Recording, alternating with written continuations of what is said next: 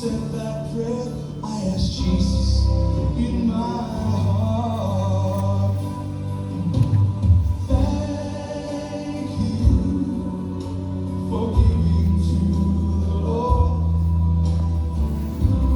I am a life that was changed. Thank you for giving to the Lord. I am so glad you gave. Then another man stood before you. He said, remember the time a missionary came to your church. His pictures made you cry. You didn't have much money, but you gave it anyway. Jesus took the gift you gave, and that's why I'm in heaven today. Thank you for giving to the Lord. I am a life that was changed. Thank you for giving to the Lord. I am so glad you gave. One by one they came, far as your eyes could see. Each life somehow touched by your generosity. Little things that you had done, sacrifices you made, that were unnoticed on this earth, in heaven now proclaim. I know up in heaven you're not supposed to cry. I'm almost sure there were tears in your eyes as Jesus took your hand and you stood before the Lord. He said, my child, look around. Great is your reward. Thank you for giving to the Lord. I am a life that was changed. Thank you for giving to the Lord. I am so glad you gave. Thank you for giving to the Lord.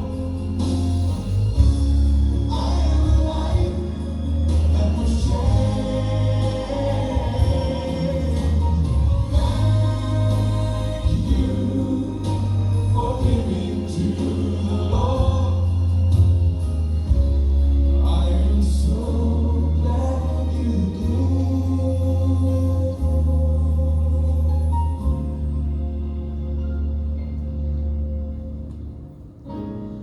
I am so glad you gave.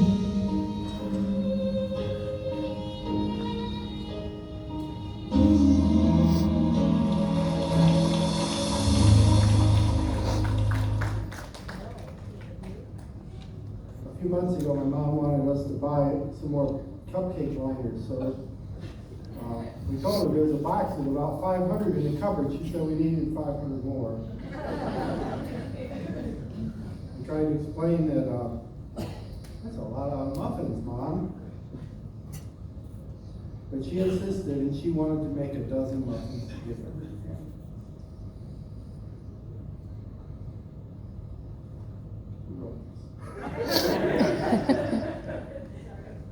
Every family that helped her, but we all worked together to get them made and up to her as a thank you for all that you have been in my mom's life. You know, my parents had a very loose definition of family.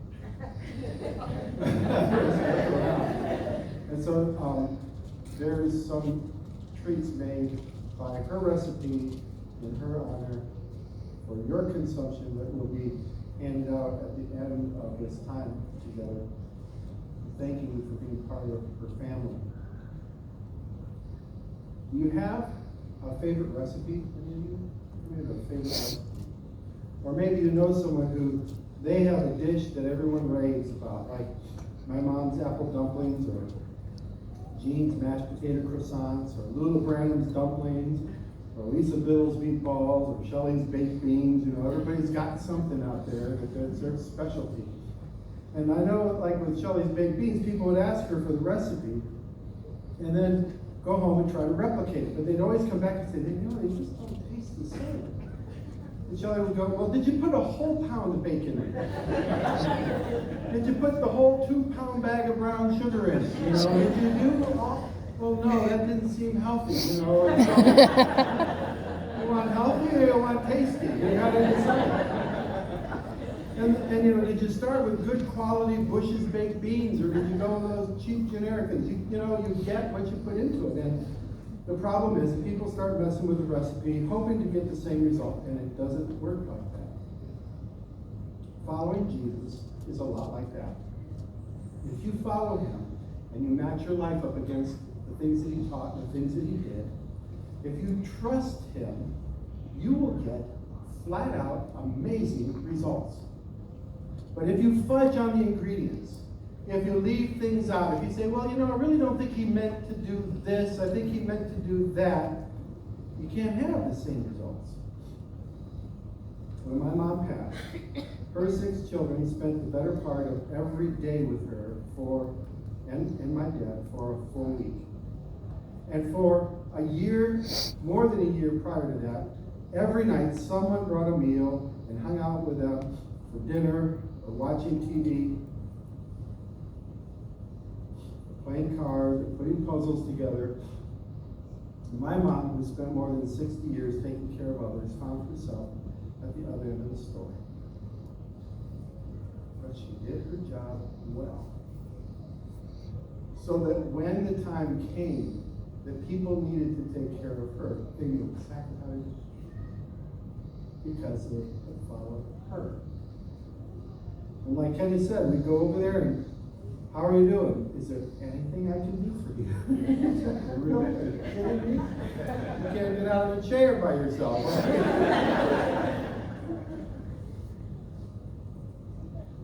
The last week was an amazing week.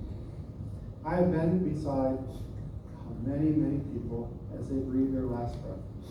Never anything like this. You know, when I've been a pastor for like 30 years, and I'm over 60 years old, and I'm blessed to have, at this point in life, I've had both my parents alive. And so I preach it every week to a congregation of people where most of them know what it's like to lose a mom or dad. I didn't know what that's like. I do now. Oh, I do now.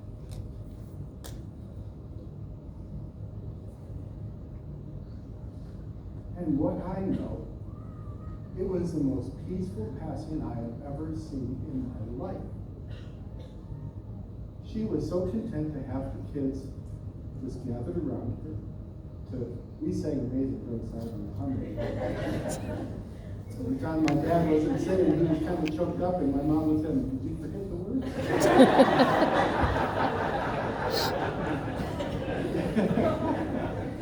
I had one moment, I'm trying to be really tender, you know, me, being tender, you know. I sat by her side, I take her hand, I go, "I love you, Mom," and she slapped me. I will not tell some of the other stories, but anyway, there are a lot of good stories filled with great joy. A lot of people stop by to love on Mom, but you know what? I think most of the time, people came to be loved on by her one more time. Don't you want people to be like that in your life? That they want to come near you so that you can love on them some more? Don't you want to live that kind of life so that people can say, I just want more of you before you're gone. I want more of you before I'm gone. Psalms 116 says, precious in the sight of the Lord is the death of his faithful servants. And that is so true.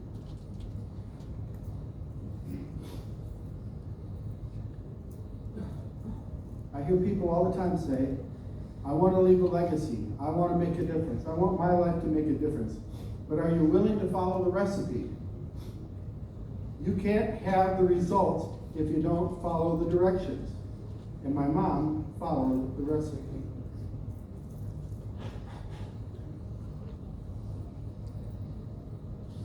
How did she do that? Well, Jesus said to every one of his disciples, I want you to follow me. Here are some ingredients to a life that honors God. I want you to listen close and try to measure your life with these. The first one is worship. Worship every week. You know, Jesus, it was said it was his habit to be in worship every week on the Sabbath. That was his habit. And I think, really? Jesus had to be in worship every single week? I mean, how much better are we that we don't even need that? You know, that we think we can skip weeks or months at a time. But just as Jesus needed to be worshiping, so do we. June 30th, my mom wanted to go to church. Whoever was there that morning, okay, said, Mom, you know, you're weak, you're tired, yes, I need to go to church. And she came to church that day, and we talked about heaven that day. And I did not know, but that was the last time she would be at church. And none of us know when is the last time you'll be able to go to church. But she took extraordinary effort every single time that she could. I mean, even on the 4th of July, she was arguing with people because she wanted to go see the fireworks, you know. Listen, my dad was at church this morning. Somebody came up and said, I'm surprised to see you here today at church. And he said, why? It's Sunday. Wouldn't you love to be the kind of person who is so dependable in your worship of God that people would be almost shocked if you weren't there? God deserves your worship. It centers your life. It keeps you humble. The second ingredient is watch your mouth. Anybody ever tasted lava soap?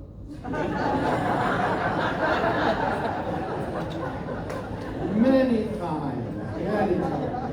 I don't even know what I said, but I know I said things like, open up. That's the gritty kind of soap. If you've never tasted lava soap, you know. Here's what it says in Ephesians. Do not let any unwholesome talk come out of your mouths, but only what is helpful for building up others according to their needs, and it may benefit those who listen. My mom followed that recipe. You know, if we wanted to complain about something, she would always say, well, you know, you don't know what it's like to live in there. Come on, Mom. Gossip with us a little bit. She wouldn't do it. You know how she would, if you can't say something nice, so you talk to her too, huh? Live generously. Luke 6:38 says, give and it will be given to you. A good measure, pressed down, shaken together, and running over. It will be poured into your lap. For the measure you use, it will be measured to you. And my mom did that. Like, she would always want to make sure she could give you more than you could handle. And you would always have stuff left over. Don't be vain. Philippians 2:4 says, let each of you look not only to his own interest, but also to the interests of others. You know, how many of you have kids or grandkids? Listen, I know your grandkids and your kids are special. Believe me, I know that. But they're no more special than anybody else's kids, and they need to know that. They need to know that the world doesn't revolve around them. And that's one thing that my mom taught us that really served us well. That we grew up knowing that we were special, but we were not all that in a bag of chips. You know, and there were times when we needed to come back down to earth and live a sensible, selfless life. And we are raising in our country today handfuls of kids who think that the world owes them something and they feel entitled, and we can't let that continue. Teach your kids to be humble and sharing and generous. And, you know, my mom believed this passage in Proverbs, spare the rod and I don't think she ever really used the rod. I rather should use the rod, but I mean, there was some other, whatever was handy, you know. My parents were that thing, go get me something to eat you with, you know. You didn't know what to do. It's just like, you're in charge of your own death. Here's another one, feast on the right stuff. This is a good one for us today because we spend way too much time feasting on trash and garbage and stuff that is not good. Listen to this verse. Brothers and sisters, whatever is true, whatever is noble, whatever is right, whatever is pure, whatever is lovely, whatever is admirable, if anything is excellent or praiseworthy, think about such things. Wow. What if you just changed your programming on your television to only include that? I know there wouldn't be much on, but you could change it. And what if you did that with your life? The last one I'll share is to be content. My mom learned the secret of godliness with contentment is a great game. She was not about getting the next new electronic thing or a new car, a new wardrobe. In fact, anytime we bought her something, I was like, oh, why did you? We bought Mom and Dad a bigger TV when she got, like this was in the last year. And she just complained, oh, I don't need that big TV. I don't need that big TV. You can't even see the little TV that you have, but and it didn't cost very much, but she finally warmed up to it, but she didn't need it. I remember seeing my mom, I remember being embarrassed, seeing my mom wearing a raggedy old coat. Not really putting two and two together, thinking, she's wearing a raggedy old coat, so I could wear a coat. She just didn't know, I don't want to wear a coat. You could have gotten a coat, Mom. To this day, do I wear coats? No, it's snowing, it's a blizzard outside, and I'm like, I can't wear a coat because my mom made me wear a coat. So that's the only thing she ever did wrong, but I mean, Paul wrote to Timothy, he says, if we have food and clothing, we'll be content with that. How much of your life is jacked up because you're not content with just food and clothing? With enough to get by? There's a great proverb at the end of the book of Proverbs, and I know a lot of women are going to hate me for even mentioning this, but it starts out this one part. It says, a wife of noble character who can find? She's worth far more than rubies. Her husband has full confidence in her and lacks nothing of value. She brings him good and not harm all the days of her life. And then they go through this checklist of things that she does. Like she can make her kids' clothes. Check.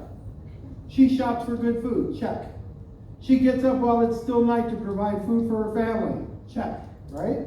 She works vigorously. Her arms are strong. Check. She can multitask. Check. She opens her arms to the poor and helps the needy. Check. I remember taking kids in from inner city Cleveland. What was his name? Ralph? Alfred. Who in the world is Alfred? Where do we find him? He's living in my bedroom, you You remember that? It was like, he had the raggediest old underwear, and he took some of mine home with him. Double check. She has no fear of snow. She has clothed her kids. Check. Yeah, put your coat on, Kenny. And her husband is respected. Listen, it closes this way. She is clothed with strength and dignity. She can laugh at the days to come. She speaks with wisdom, and faithful instruction is on her tongue. She watches over the affairs of her household and does not eat the bread of idleness. Her children arise and call her blessed.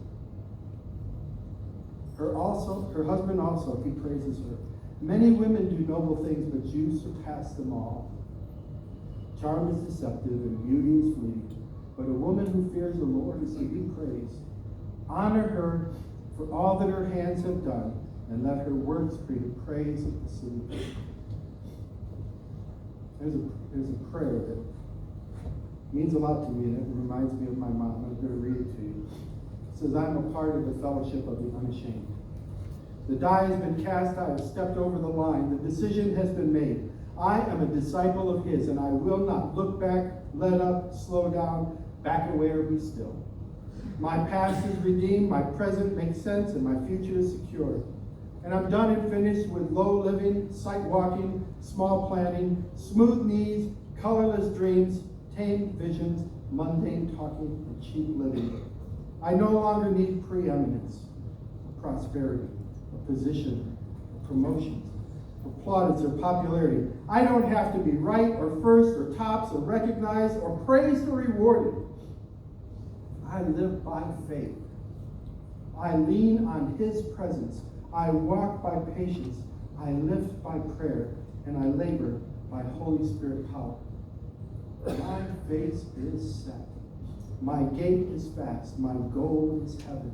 My road may be narrow, my way rough, my companions few, but my guide is reliable, and my mission is clear, and I will not be bought, compromised, detoured, lured away, turned back, deluded, or delayed. I will not flinch in the face of sacrifice, or hesitate in the presence of the adversary.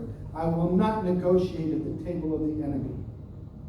I won't give up, shut up, or let up until I have stayed up, and stored up, and prayed up, and paid up for the cause of Jesus Christ. I am a disciple of Jesus, and I must give until I drop, preach until I'm loved, and work until He comes. And when He comes for His own, He'll have no problems recognizing me. My colors will be clear. My mom was a disciple of Jesus Christ. Her colors were clear, and I challenge each and every one of you to become a disciple of Jesus Christ too. Not a believer. There's tons of people who believe, like they believe that 2 + 2 is 4. I'm talking about a disciple. Somebody who says, I want to go like Idol went. I want to live like Idol lived. One of the last things that she said to me one time was, I don't know how to die. She'd been laboring over how do you die? And I said, you don't have to know how to die. You know how to live. And that's what matters, right? Knowing how to live.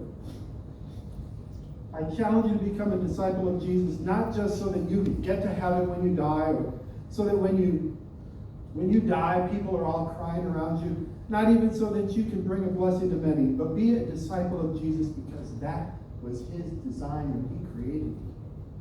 And this is how you will know if you have followed Jesus well. Not only will people say when you die, well, they're in a better place. We've all said that, have we not? They're in a better place. No, what they're going to say is this: I am in a better place because I knew. How many of you are in a better place because you can hide it? Amen? Don't you want that said of you? I have to say, well done, Mom. I love you so much.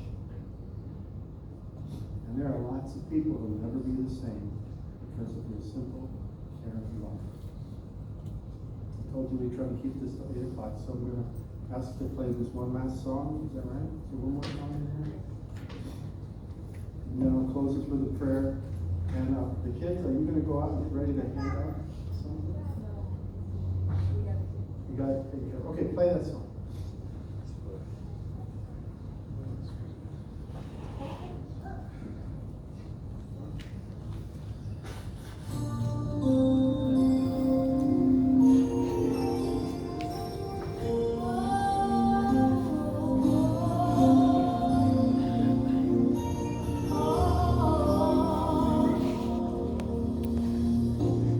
Must have been all very much.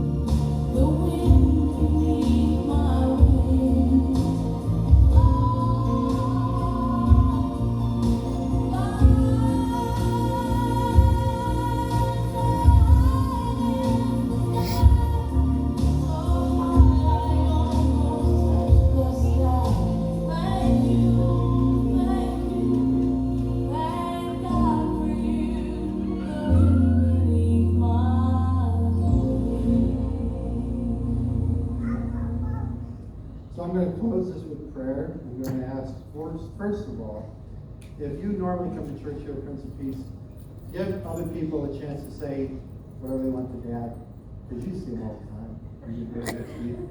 If you have traveled here and you have not had a chance to see my dad, please, I want you to come up and at least say hi to him, or if you have a memory you want to share. Also, don't forget there's a book outside where you can write down your name and a memory that you want to share there. Do we have the recipes handed out already? Okay, so on the way out, there's a recipe of the 3 favorite things that she makes.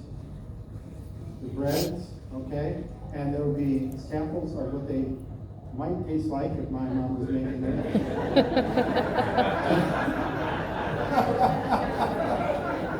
I'm not making any guarantees, but they are pretty good. But I thank you from the bottom of my heart for making a difference in her life and for letting her make a difference in your life. Would you pray with me? Father God, you are such a good Father. Better than we deserve. Better than we can imagine. But Mom knows what we can only imagine right now. Until we see her face to face, will you help us to follow hard after you, Jesus, to live the life that you called us to live, to be a disciple like my mom is. Would you comfort those hearts that are mourning? Would you fill with gladness the hearts that are filled with sorrow? In Jesus' name I pray. Amen. And sisters and brothers, why don't you guys go out that door so you can meet people coming out the other door, okay?